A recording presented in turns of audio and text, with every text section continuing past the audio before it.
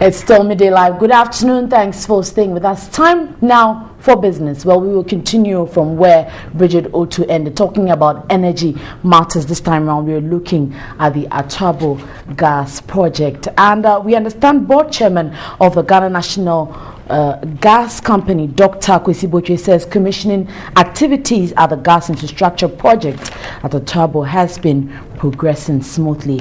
Dr. Kwesi Botwe, in a release, noted the gas processing facility is making headway to supply the Volta River Authority. Now, the release again says operational activities on the offshore pipeline component, the onshore pipeline component, regulating and metering stations at Isiama and Abuadze have been smooth. Well, we would be joined on the line shortly by the public relations officer Alfred Ogbamey, that is of the Ghana Gas Company, to throw more light on the situational report in and around the Abuadze. Good afternoon to you, sir, and thanks for joining us on Midday Live. Good afternoon. Now, can you quickly give us the situational report on the commissioning stage of the infrastructure project? It's been largely successful. We've gone through the various processes of identifying challenges within the organization in order to prep ourselves for final commissioning. As part of the process, we've been supplying lean gas to the VRA from the 24th of November to date. We've been supplying approximately 60 million scarf, beginning with 60 million standard cubic feet of gas a day on November 24th, which led to the generation of over 100 megawatts of electricity. Currently, with the 60 million scarf, VRA is doing approximately between 180 to somewhere 240. I have to two, which is operated jointly by VRA and their partners on stream, and they are able to take the full volume of gas from our end. We would shoot it up to the optimum production level of 120 million scarf. So are we now? Are we then meeting that deadline you have given to us? That is the January 15 deadline. Is it realistic, looking at the issues you have raised so far? Say it again. The January 15 deadline we have, is it going to be realistic? I think the deadline was January 30th. Yes, well, the deadline, indeed, the deadline communicated in the latest statement by the board was end of January. That we would have even bypassed it, had not been for some challenges that we felt ought to be addressed. For example, we had some trippings on the FPSO, which is operated by Talo and his partners, that had to be addressed. And as noted in the chairman of the board's letter, our engineers have met Talo and indeed made arrangements to address it. And indeed, since January 5th of this year, we've not had the trippings anymore. Okay. Again, it's quite important to know that we had planned and we're expecting that VRA would have completed the retrofitting works on the Tico 2 to enable us to give them the full supply. However, in view of the fact that there have been some slight delays on that angle, we've come up with an alternative strategy to go ahead. So yes, it is much more realistic. Indeed, we would have gone ahead of that and it don't be for these challenges. Okay. Now, and it is not going to be a stop and open situation. It's going to be a seamless transfer from, if you like, commissioning to full commercial operation. Right. Now, I forgive me, I meant January 2015 for that number I mentioned there. But let's now come down to, I would say, the consumers level. We understand that there'll be some supply to the Volta River Authority, but let's look at the impact moving on. How would it impact on electricity supply for the country? Well, it's going to impact in various ways, not only in terms of electricity generation. First and foremost, currently we are delivering liquefied petroleum gas onto the market. And it's possible that the LPG you use in cooking this morning may have come from Ghana Gas. That in itself is helping to solve the situation of intermittent disruptions in supply. Again, besides the lean gas we send to the VRA, we generate other derivative products. For example, condensates. They're currently going onto the market as well, and being used in the generation of power. It's been lifted and somewhere for generation of power in the thermal enclave. Then we send the lean gas to the VRA. As I speak, as I told you, we currently giving enough lean gas for the VRA to generate or to use in the generation of approximately 160 to anywhere 240. I would have to check the current data with the VRA to be exact with the figures. But let's just say 200 megawatts. Okay. Without that 200 megawatts, you can imagine what the situation would be. And I think that you and I quite know that the situation used to be worse than what it is. And that we're doing it much more. It's stabilized a bit, though it's still quite serious. But to be realistic, it is our duty to provide the alternative, cheaper, cost-efficient, effective, reliable gas, lean gas, to the VRA specifically. So you're saying it all boils down once again to the VRA?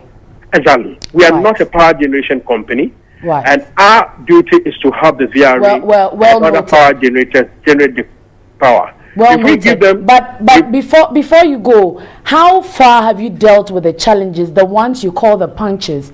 How far have you dealt with these challenges?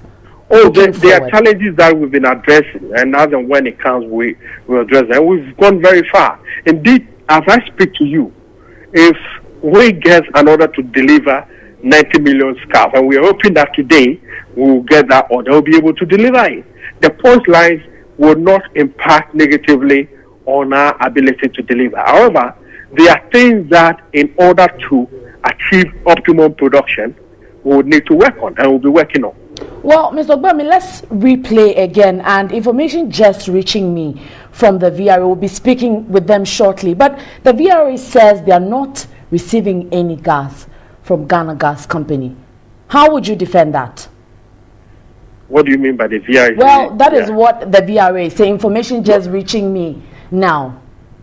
We'll be speaking with Mr. Fletcher quite shortly. You mean it would be ideal to listen to Mr. Fletcher? I'm a public relations officer of the Ghana Gas Company, giving us a situational report on commissioning activities at the gas infrastructure project at Atabo and matters arising also. Quite shortly, we'll be hearing from the Volta River Authority on what exactly I said, that they are not receiving any gas from the Ghana Gas Company. But let's move on to look at some more stories this afternoon. And crude oil prices have dropped from $115 per barrel in June 2014 to about $47 in the second week of January 2015. Now, some analysts have already predicted further decline to about $40 per barrel. We'll be taking that story quite shortly, but we're being joined on phone by Samuel Fletcher, who is with the Volta River Authority. Good afternoon to you, Mr. Fletcher. Thanks for joining us on the business segment.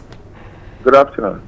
Now, we understand you have some concerns regarding the gas supply from Ghana Gas Company. Tell us. We don't have concerns per se. But are you receiving gas? Let me be direct. Are you receiving gas from Ghana Gas as stated by the public relations officer some few minutes ago? We are receiving gas from Ghana Gas. The quantities or the volumes we are receiving is anything between 50 and 60 million standard cubic feet. And we are using everything. It's not the 200 you had. Sorry? It's not the 200 you had, 50 to 60. No, we have not received. In fact, if we want to be specific, we have not received, since Ghana Gas started production, we have not received anything more than 58 million standard cubic feet. And is it counter to what Mr. Ogbamey said quite shortly? I'm sure you were listening to him. That is why I decided to react to some of the comments. One of my staff was, but what I'm saying is that I've seen a statement from Ghana Gas saying that they are ready to produce as much gas, but PRA is not ready to take it. And that's what I want to correct. Okay. PRA's machines are all running, and they are running in Abuazi, they are running on gas from Atabo. I'm saying that the 58 million maximum that we receive every day, we are making use of everything. Now, if you gave us 58 million and we were not able to use it, then you can say that we can't take it. All I'm saying is that if you want to talk about TICO, TICO is a separate entity, and we all understand that TICO is going through an expansion. What I'm trying to correct here is that we shouldn't be saying that VRA is not ready to take it. VRA is using the gas we are taking. The rest is left for TICO to use. Obviously, we know that TICO is going through an expansion, so they can't take it. Right. And one other thing I would want to know is, depending on the supply you get from Ghana Gas, how would it impact on electricity supply for the country? Well, you need to understand that gas alone cannot produce electricity. If you have gas, you need to have the machines that will use the gas. So with regards to increase in capacity, you would still have to have machines to use the gas. What it does, though, is that it affects the cost of production, significantly, because gas is cheaper, but also gas is a better fuel to use for the plant, because they enhance the performance of the plant. And most of these gas turbines, they're actually called gas turbines, so they are made to run on gas. Occasionally, we have had to run on crude oil in the absence of gas, but ideally, they have to run on gas. So it then means that we can conclude the energy situation wouldn't end anytime soon, and even it would worsen, if I should put it that way. I'm not sure I can make that conclusion. I'm not sure you can make that conclusion. Thank you so much, Mr. Samuel Fletcher. He is with the Volta River Authority, also clearing the air regarding the supply from Ghana Gas Company. We move on to that earlier story on crude oil, where prices dropped from $115 per barrel in June 2014 to about $47 in the second week of January 2015. Now, some energy analysts have already predicted a further decline to about $40 per barrel. In this news desk report, we find out what accounts for the continuous fall of oil prices on the world market. The continuous slide in the price of crude oil has been attributed to the demand and supply dynamics. According to international analysts, supply has outstripped demand since the third quarter of 2013. Global demand, specifically from China, is low because of weak economic activity. Even though China's oil imports reached 7 million barrels for the first time in December 2014, oil products demand is slowing as Chinese consumption has become more efficient and less oil intensive. China's opening to world trade was responsible for lifting the oil price from around $20 a barrel to $100. Another factor is that the United States has suddenly become the world's largest oil producer. Though it does not export crude oil, it now imports much less, creating a lot of spare supply. The turmoil in Iraq and Libya, two big oil producers with nearly 4 million barrels a day combined, have also contributed to the drop in glut. The U.S. continues to cut imports from Organization of the Petroleum Exporting Countries and stop importing crude from Nigeria altogether. From June 2014, crude oil prices have dropped from $115 per barrel to $47 per barrel in the second week of January, about a 56% drop. Energy analysts have predicted a further decline in the prices of about $40 per barrel and even further by end of year 2015.